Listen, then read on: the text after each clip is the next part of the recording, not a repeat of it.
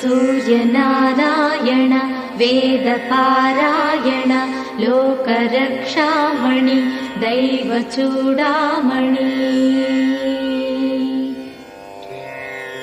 पद्मिनी वल्लभ वल्लकी गानलोल त्रिमूर्तिस्वरूपा विरूपाक्षनेत्र महादिव्यगात्र अचिन्त्यावतारा निराकार दीनापराकय्य ओ अय्य बुद्धान्त निर्धूत तापत्रयाभील दावाग्निरुद्रा तनुद्भूत निस्तार गंभीर संभावितानेक कामाज्यनीकंबुलंदाटि एकाकिनै चिक्की ఏ దిక్కునుగానగాలేకయున్నాడ నీవాడనో తండ్రి।